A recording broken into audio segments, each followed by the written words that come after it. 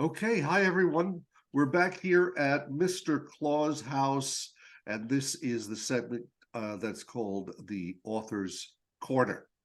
And we're here with a wonderful guest, E.O. Worth, who has written some lovely books. And of course, the purpose of this is to feature authors who are empowering and enlightening children that are so important in today's time. So welcome.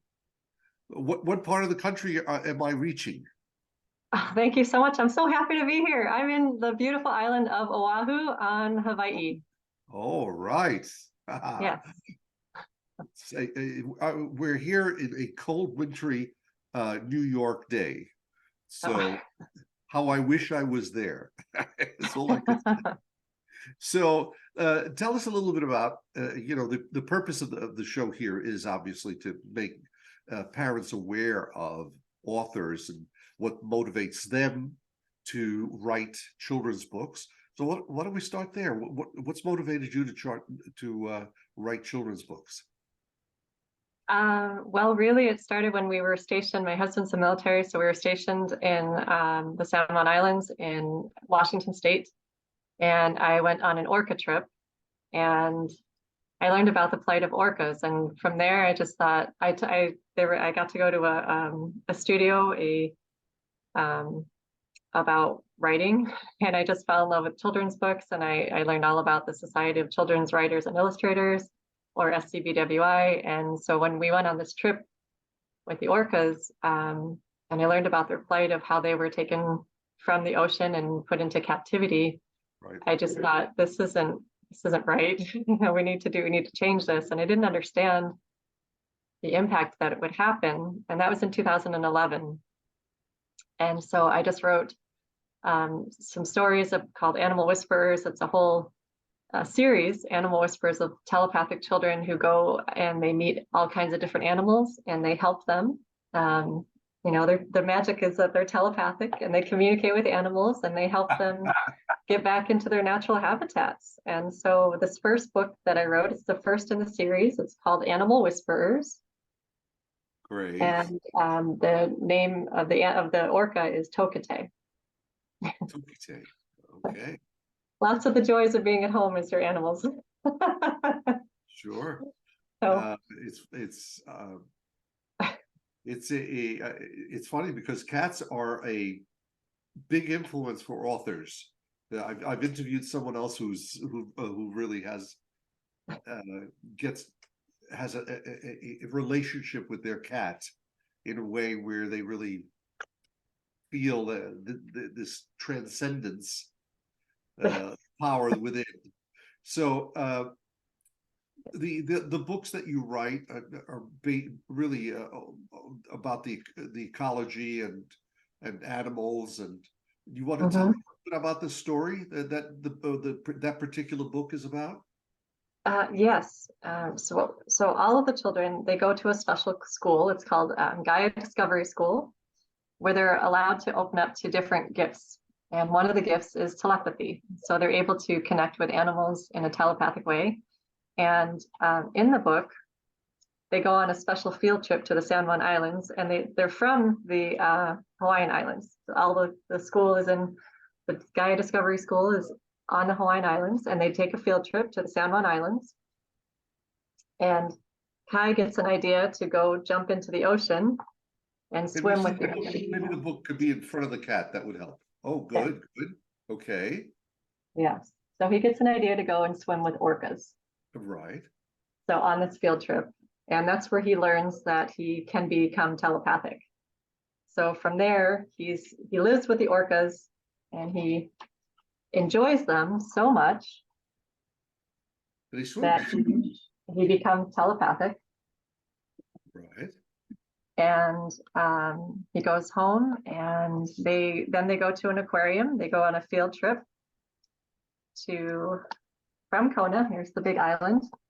They're going on a field trip from Kona to California. Right. And they go to the aquarium and they learn about the orcas and that they're into captivity and other animals. So they talk to the orca. Right. And she tells them, what kind of conversations are they having? she tells them how much she loves children. She tells them how much she wants to be part of humanity and teach humans about whales and the value of whales and what their purpose is. And their purpose of connecting with humans is to teach them the connection between humans and nature. So it's just a beautifully illustrated story how children and animals are connected. And even when we're adults, we're still connected to the animals, like the cats. But it's animals they can be domestic or they can be wild.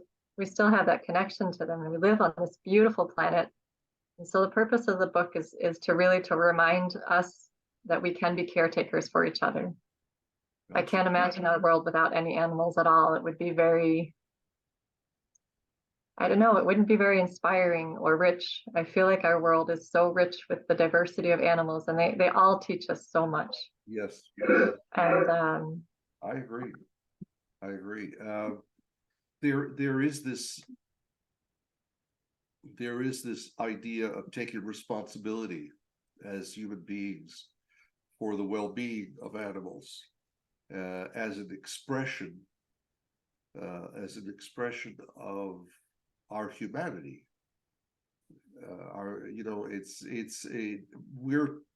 We're taught well.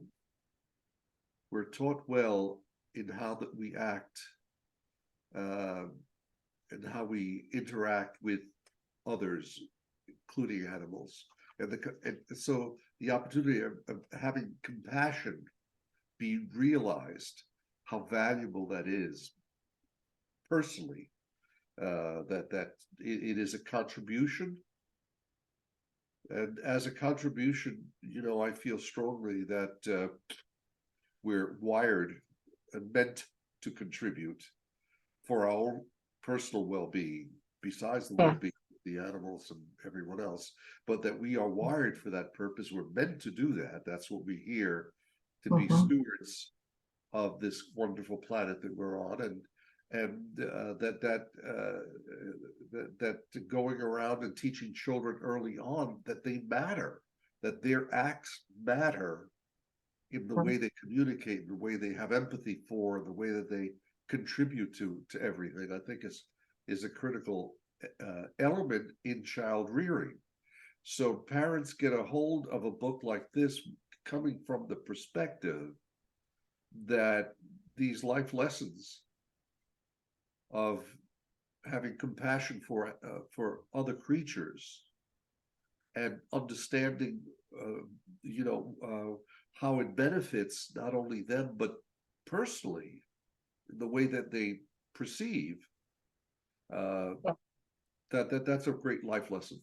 It's critical to be able to promote that. So every book that I see that comes from that perspective is something that parents have an option to really take on and use as a tool to teach, and do it in a way where it's fun. And it seems like that's the fun of the book is to see this action of telepathy and the idea that I could actually sense what someone else is saying and doing and being. That's terrific. Yes, absolutely. And one of the gifts again from the book I just wanted to briefly show is there's a Hawaiian prayer, and it's called Ho'oponopono. And in Hawaii, it's just 4 sayings that they said, and the children in the book, you asked what they talk about. So in the book, the children say this prayer with Tokute. In the prayer, it just says, I love you. I'm sorry. Please forgive me. Thank you. Wonderful. And it's just such a universal prayer, and it means so much. And Tokute is able to heal from it. And I don't want to give away the end of the book, but it's a very happy ending. I'll say that. Great. Okay. And it's very easy to read. It's a pretty, it can fit in your hand, all those things. But it's just such a heartwarming book. Can we purchase on Amazon? It is not available on Amazon. It is available on Barnes & Noble and on my website at eoworth.com. Yeah, I'm going to put that in the brackets underneath your video. And Okay. so people could click on there and go right to the site and purchase it and get it out. Okay. Yes, but it is available as an audio and ebook, because another one of the missions that I have is to preserve trees. And so the San Juan Islands really needs trees Gotcha. because it doesn't really make sense. But when you support the trees, you support the salmon, and the salmon support the fish. They support the orcas. So it's this beautiful ecosystem. And Yes. so so every physical copy that is purchased, I do send a portion out to the San Juan Islands. It's called One Tree Planted. And I send that out to have trees planted in the San Juan Islands that can help to repopulate the salmon population. And one of the favorite foods for orcas is Chinook salmon. And so once the trees are planted, it creates a whole new habitat for the salmon, and the salmon are that major food source for orcas. It's just a beautiful ecosystem. Sounds like a perfect So, but ecosystem. Oh, sorry. So we contribute, we create trees, the trees serve the salmons serve the orcas, everyone is served, and life goes on in a merry way, joyful. Yes. Yeah. Yes. Excellent. Well, thank you for coming here. Thank you for taking the time. And I hope that we'll get an update as we go on how things are going and how the book is going, and other books that you might come up with. We'll be able to speak about those as well. That would be wonderful. I just wanted to ask one quick little, not ask, but offer one little thing. If you listen for the audiobook, because it is available ebook and audio, if you listen for the audiobook, listen for the whale sounds, because I did put orca sounds in the background. Oh, okay. Gotcha. Okay. So they bring such healing. And thank you so much for this opportunity. I appreciate you. You're welcome. Thank you. Very good. See everyone. Make sure to tune in. And by the way, I'm going to plug a little bit. If anyone else, just remember that supporting the cause is also done on by shopping. If you're doing Christmas and holiday shopping, besides buying the book, and you're buying anything else that you're shopping, well, from our site, Amazon has said you can become an affiliate, which means that every time you purchase something from Amazon through our website, they'll give us back a small percentage to help finance our initiative. So I appreciate if you go to our website, go to the gift shop, and shop till your heart's content. Thank you. Thank you. Aloha. With you. Aloha. Bye-bye. Here we go.